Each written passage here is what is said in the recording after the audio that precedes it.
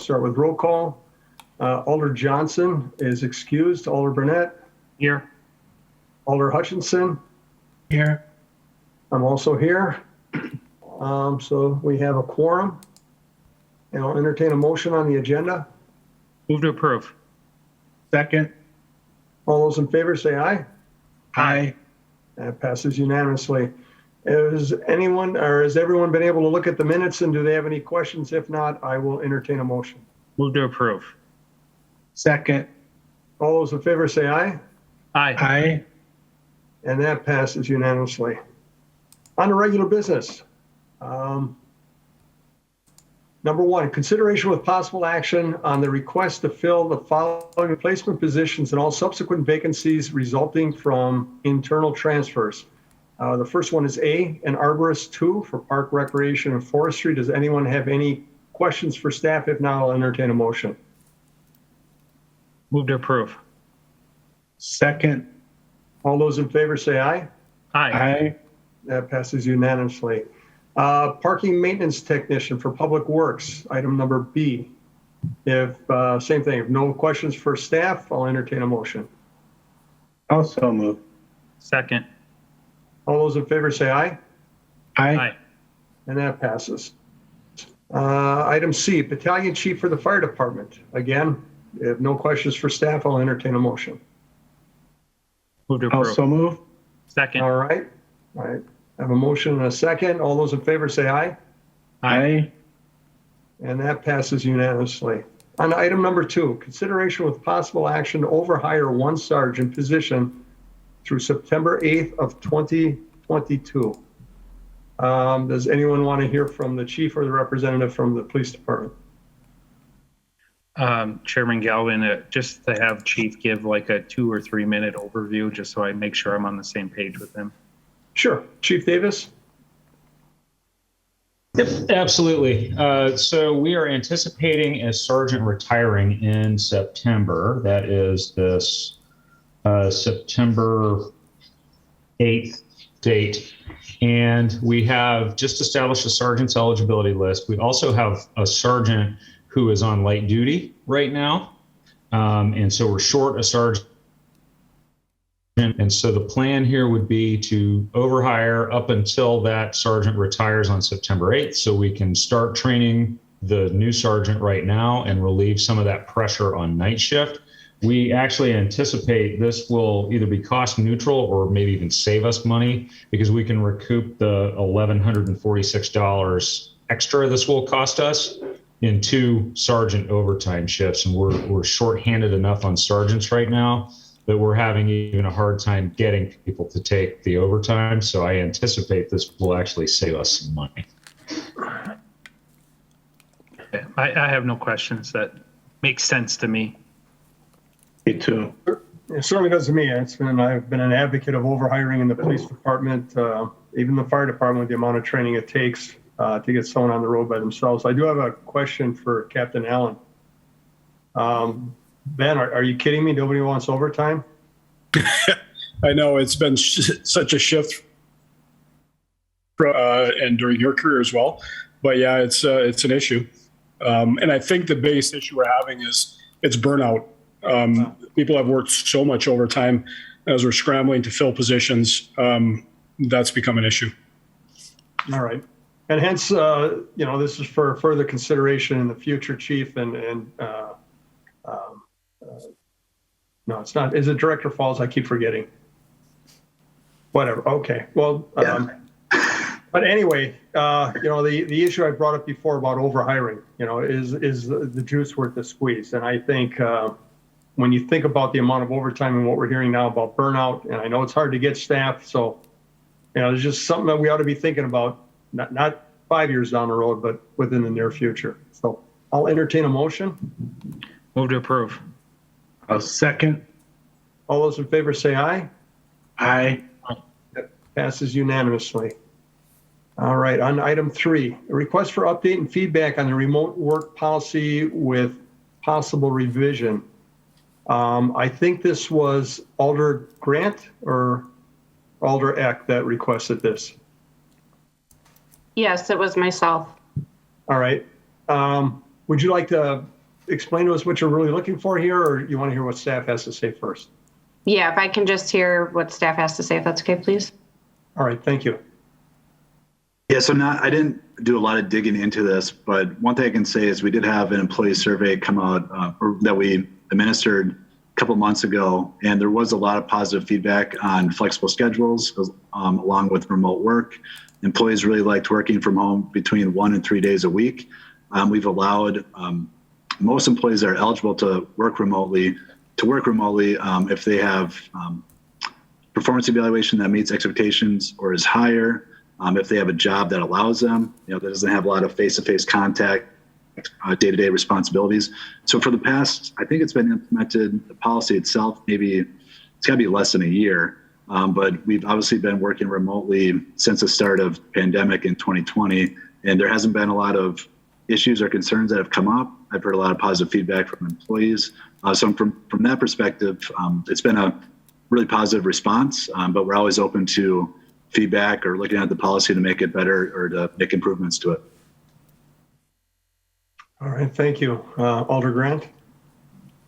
Okay, I just, wanted a little bit of an update because I have heard some complaints from constituents about people not being available.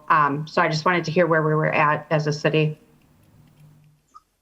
Alder Burnett? Yeah, thank you, Chairman.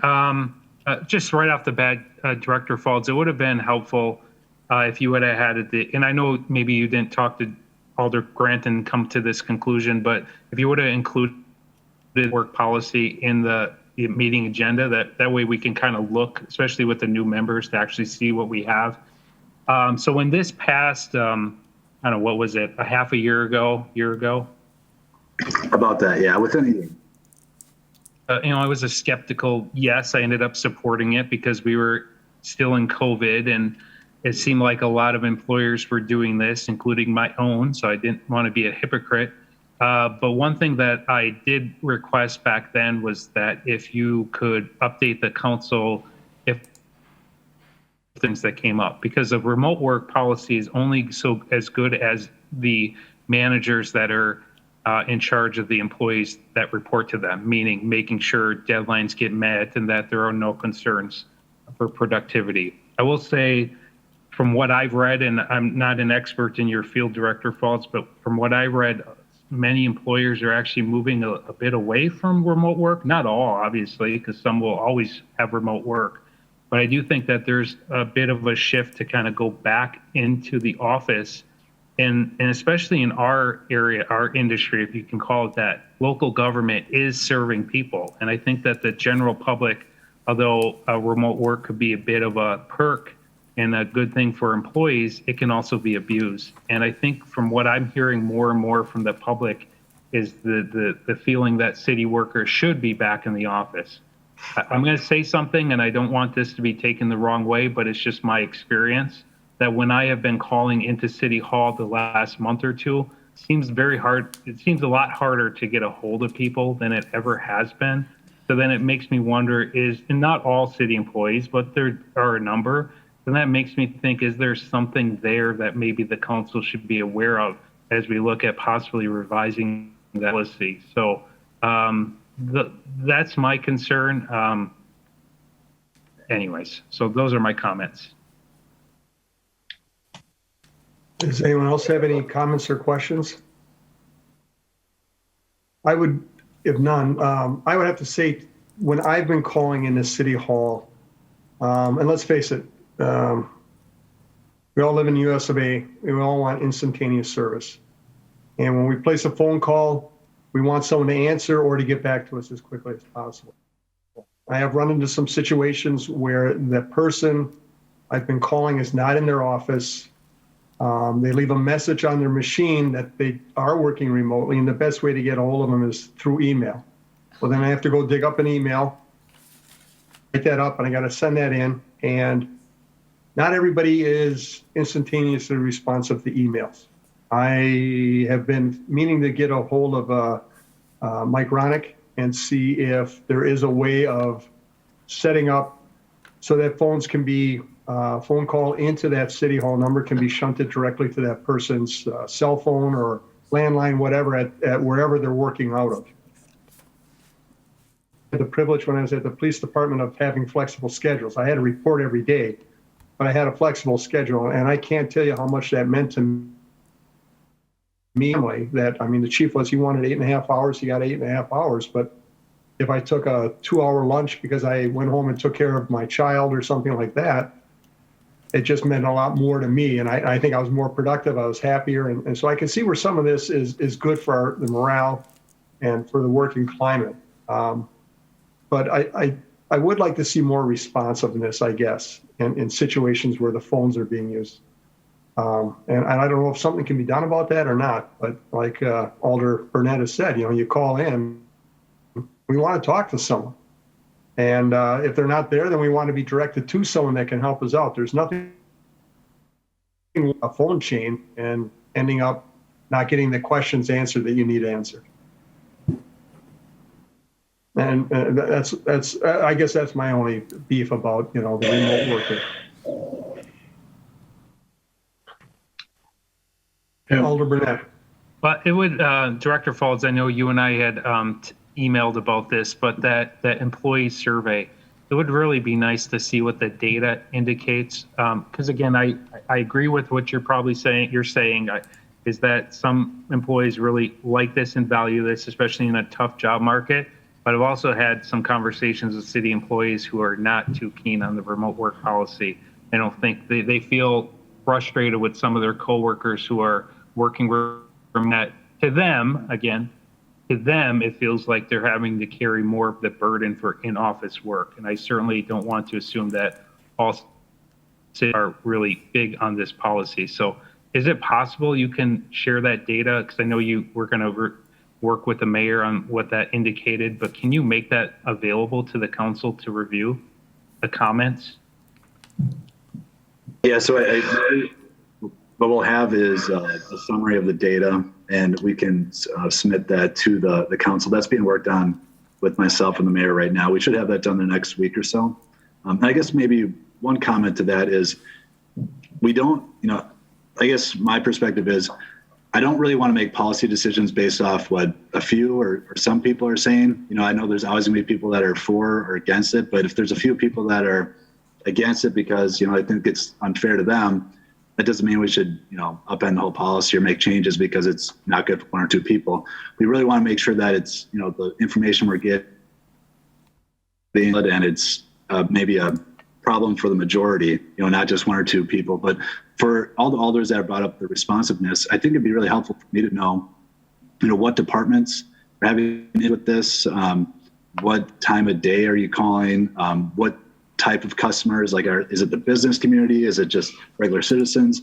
That kind of information would be helpful because the main priority from our perspective is customer service. Whether you're working from home or working in the office, you have to be responsive to the community, to the alders, to your coworkers. So that's really what we strive for. And one little thing I'll add is when we're able to work remotely, what I've been finding is if someone calls and they can't get a hold of someone, they're like, they must be not responsive, but maybe they're on vacation. Maybe they're just have a day off. And if we didn't have a receipt and you couldn't get a hold of someone, those thoughts wouldn't go through your head. You're just like, oh, maybe they're out of the office today. But now that we have the remote work policy, people kind of jump to that conclusion right away when really they could be in a meeting, they could be doing something else work related, but they're just unavailable. But being responsive is a huge priority and we'll continue to work at that.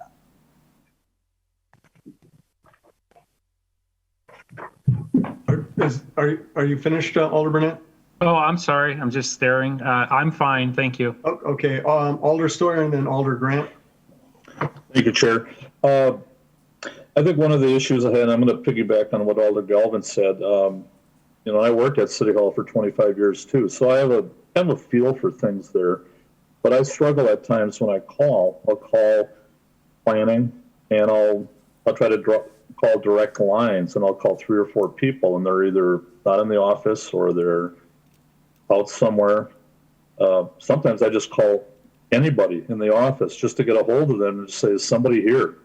And I'm not poking fun or anything like that, but I think one of the problems is that we don't have a schedule or we don't understand office, who isn't in the office, who can we talk to, who's a go-to person. Maybe there should be one or two people in the office that you could contact and they could connect you right away. So I'm just saying, I think it could be done better. I realize you're mixing virtual with in person. You know, we're the committee I'm on, INS and then Parks, we're meeting in person, and I love the fact that we're meeting in person again. So that's that one fact, but I just think it could be better. You know, we have that manual with all the phone numbers, but you know, you could call 4 or 5 numbers, and after a while you get a little frustrated and you just go, whatever, we'll get it later. Or email, and then you do email, and you know, Fridays it's half a day, and a lot of times there's a lot of things that are going on that you want to get a hold of, so you got to really scramble around in the morning to take care of that. And anyhow, those just a few of my comments, just food for thought. So, thank you. Alder Grant, then Alder Burnett. Thank you. Yeah, and I completely understand the flexibility and the perk of having that and the advantage as an employee, but I know residents have an expectation, especially since it's their tax dollars going into it. And I have heard a lot of frustration over the phones not being answered immediately. And I think when you have an issue with your house or something, you're calling into a department and you're waiting for a phone call and it's consistently that's where the frustration comes in. I know, like Alder Burnett said, a lot of businesses have been going back to in-person. I know some businesses are even offering that flexibility, but reducing it down to 1 or 2 days a month and kind of, I guess, having some limitations. So I didn't know if at some point we could look at a plan to slowly phase back a little bit more full-time into in-person, whether in-person, 1 day of flexibility, because a lot of employers actually don't have that flexibility. So again, I do think having some is a good compromise, knowing that there are places that aren't allowing that at all at this point.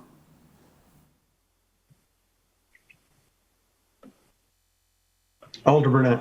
Yeah, well, one thing I don't want to do is rush or make a rash decision, because we obviously have city employees, even on this call right now in the Zoom meeting, that have grown accustomed to this, and it is a good life-work balance for them, and maybe one of the reasons why they're continuing to. So I don't want to just make a rash decision in either way. So I'm going to make a motion, and hopefully the committee supports it.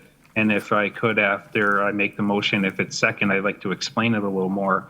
I'd like to make a motion to hold this until our next meeting, so that, and then have the employee satisfaction results shared with the council before we make this decision, as well as including the current remote work policy with the next meeting agenda. I'll second that with an addendum to that we get some information from HR on employees who have left before retirement age. And if they're able to share some of the reasons why they left, I don't think we should all jump off the cliff because everyone else does. I understand our employees, if I remember correctly, are making about 50%. They're in the 50 percentile for wages. So what is it that keeps them happy and keeps them working for our city and doing the good job that they do? So like you're saying, Alder Burnett, I wouldn't want to pull the rug out from underneath everybody and ruin a good thing that's going to hurt us in the long run, as opposed to making other people feel good because people are working in the office. Like I said before, I had a flexible schedule. If I'd been held to that, it would have made my life a lot harder, and it would have made it a lot harder for me to do my job. So I think we have to be forward-looking when we're thinking about our employees and the work environment that we're creating for them to work in. We want them to be happy, we want them to stay here, and we want them to give us 100% when they are here. So, I agree, Alder Burnett. I think we need to tread carefully on this, and that's why I'm going to second holding it until our next meeting. Yeah, so a motion then to hold until our next personnel meeting and with the request that human resources provide more information to us to make a better decision. Exactly. All right. Okay. Thank you. What was the amendment? The amendment was that we find out how many employees are leaving before retirement age, and if HR is able to share with us why they're leaving. Okay. So does that need to be seconded or approved? No, I seconded it. So what we'll do Okay. is, if there's no other comments or questions, then we'll have a vote now. All Very those good. in favor, say aye. Aye. Aye.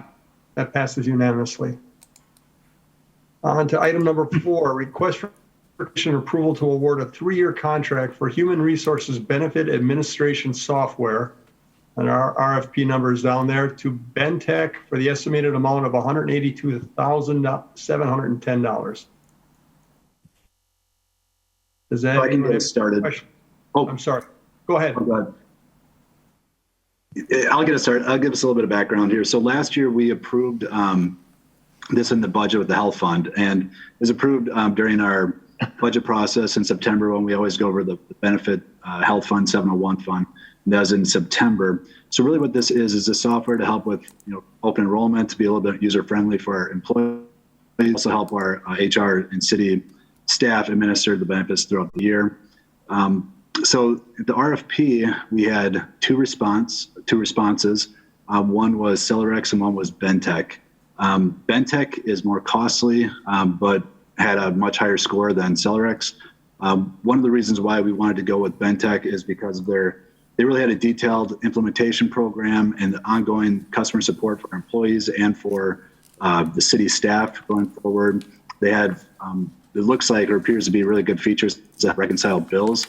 At this time, reconciling bills is a manual process with our HR and administrative staff. So we're hoping that this feature can really cut down on that manual time to do that. And then there's also some other added features of helping with our retirees. It's called Retire Suite.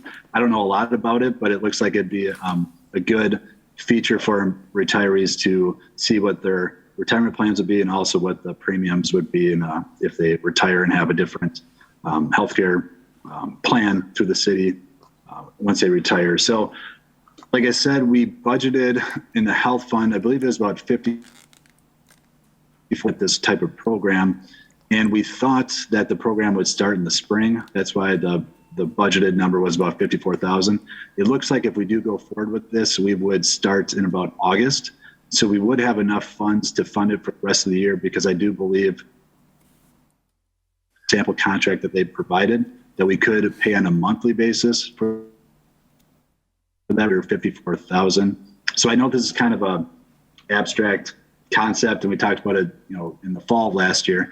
So if anyone has any questions about it, but really it boils down to having a better user experience for enrollment, for benefits for our employees, and then also just cutting down on manual processes of administering the benefits throughout the year.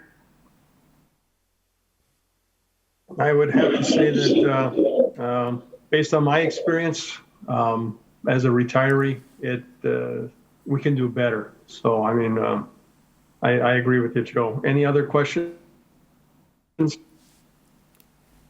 I do, if I could. Yeah, sure. Alder Burnett. Obviously, in our field, we typically try to get the lowest cost for the same level of service, but we also know that when we go out to bid, the lowest company is not always the best option. So if I'm reading this correct, Director Faults, the evaluation scoring with the 3 members, that they actually scored this other vendor higher, even though the cost was higher. Is that correct? That's correct. And I can just say one thing about because all the services are in that lump sum fee, whereas the other vendor also had some additional features for an additional fee. So if you kind of get apples to apples, additional cost, it would be similar with the same feature. Okay. All right. Thank you. No other questions. Yeah, I think, Joe, we had whoever administered the insurance program this year. I think didn't it fail, and we had to go back to our old vendor? So that was, so you're talking about, I think, The health Our- insurance? Personal benefit accounts. Yeah. Yeah, that was in 2020, I think the end of 2020. Not a fun time to implement that, but yes, that was during 2020 and 2021 where our personal benefit accounts and it's through, we had a shift. There was a merger and the company got acquired. Transition was not good. And now we went to a different provider, EBC. So that's a little different than what we're talking about right now. We'll still be using that vendor. This software is going to be more of helping monitor the benefits and the bills throughout the year. So this software will help with the billing with those type of vendors. Okay. All right. Very good. If there's no other questions, I'll entertain a motion. Move to approve. I'll second. All those in favor say aye. Aye. And that passes unanimously. On to informational. Does anyone have any questions on the report of routine personnel actions for regular employees? If not, I think we can receive and place on file. So move. All those in favor say aye. Aye. That passes also unanimously. And next meeting is July 26, 2022. I'll entertain a motion to adjourn. Move. All right, all those in favor say aye. Aye. All right, you guys want to get right into it then, or take 5? I had somebody text me who wanted to attend the finance meeting, so maybe like staff can kind of reset while I Okay. think So that, we can stay on this Zoom? Nope, you go down, you leave, and then you Okay. leave the meeting, and then you jump in, because the other one's got different codes and everything. I gotcha. I misunderstood what you were saying. Okay. All right. maybe very good. 5:02 somewhere in there. All right, see everybody in a little bit. Okay.